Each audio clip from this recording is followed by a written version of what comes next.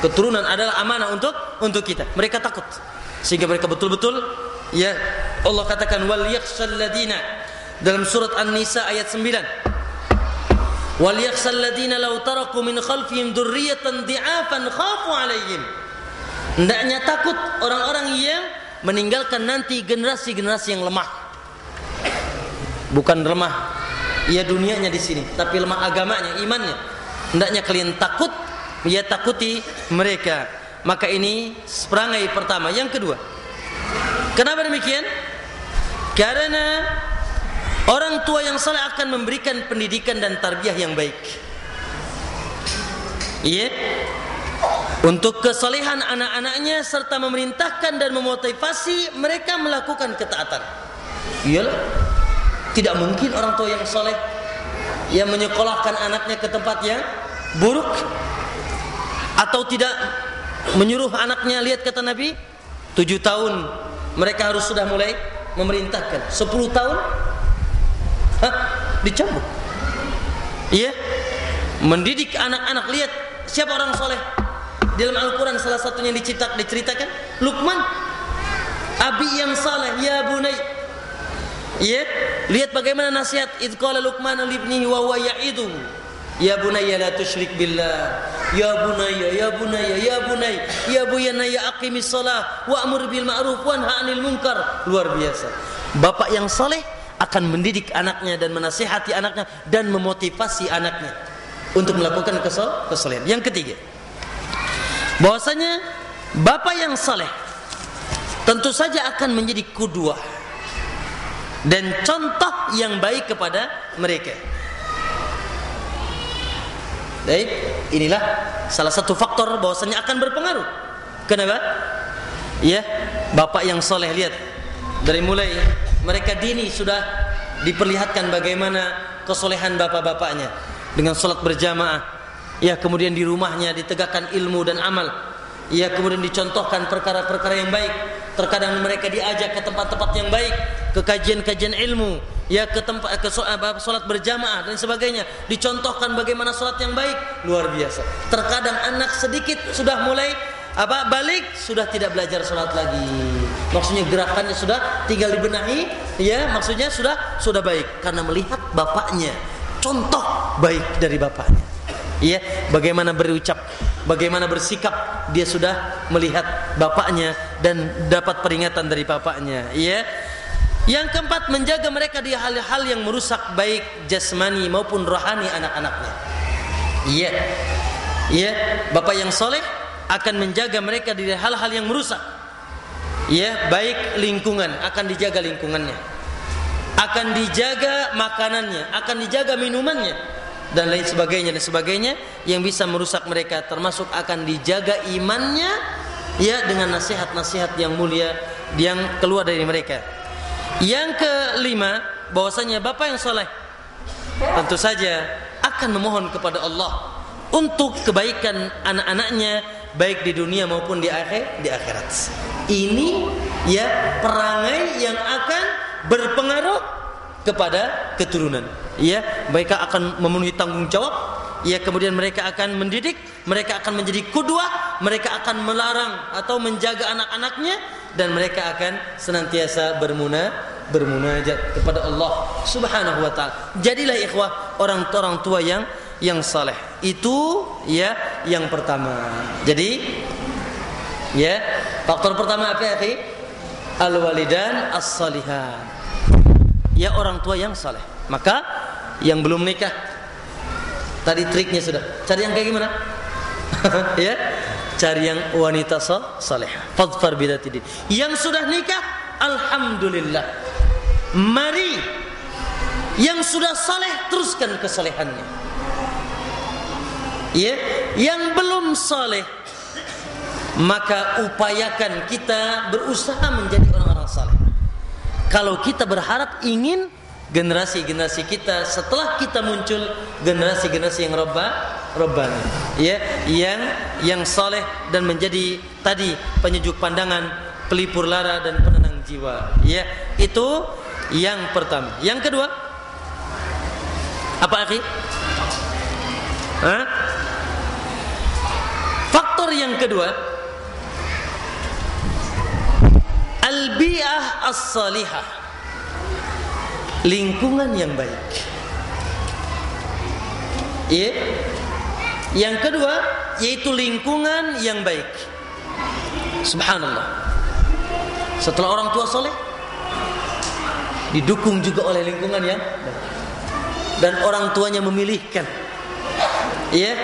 Nanti akan ada 3 lingkungan yang harus dilihat. Ada 3 lingkungan yang harus betul-betul diperhatikan untuk anak kita. Ya, nanti di slide terakhir.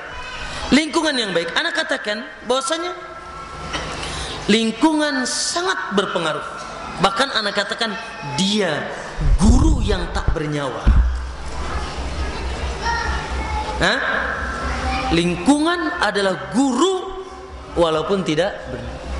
Guru yang luar biasa. Dia bisa merubah karakter. Ya, di rumahnya baik, masya Allah. Pendidikan orang tuanya soleh. Orang tuanya soleh. Kedua orang tuanya soleh, lingkungan rumahnya soleh. Tetapi dia bermain di lingkungan yang buruk, ikhwah.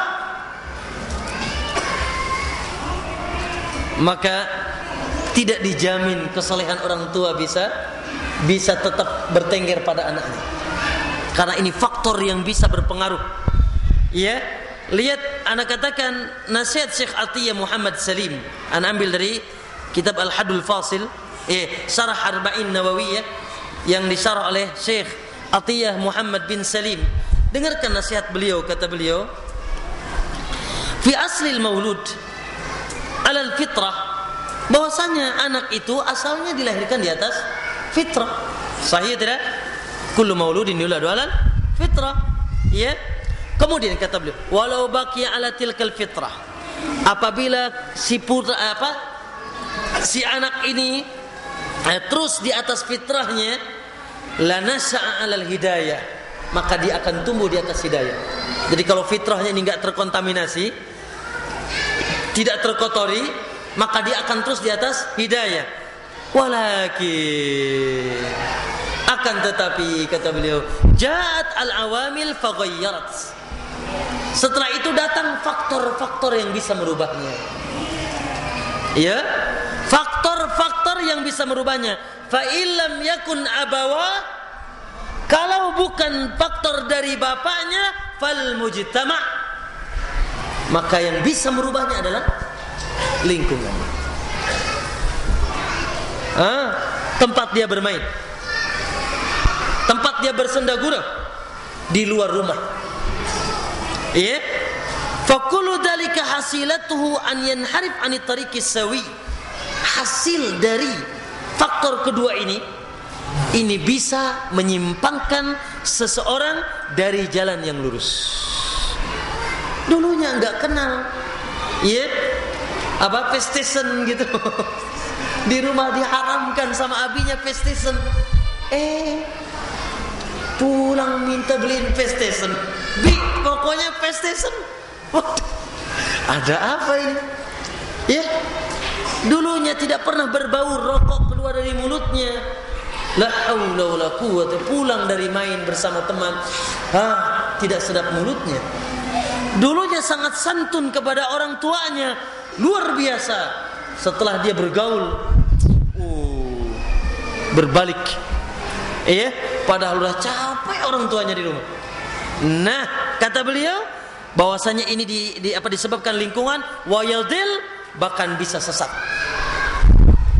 Keturunan kita bisa sesat, ya, bisa babi tayyaril jadid, ya, disebabkan masuknya pengaruh era baru, ya, tayyar al-jadid, itu era baru, era orang-orang yang kufar, orang-orang fasik yang mereka memasukkan yaitu budaya-budaya mereka. Sehingga kita lihat di Indonesia pemuda Eropa lebih banyak daripada pemuda Indonesia.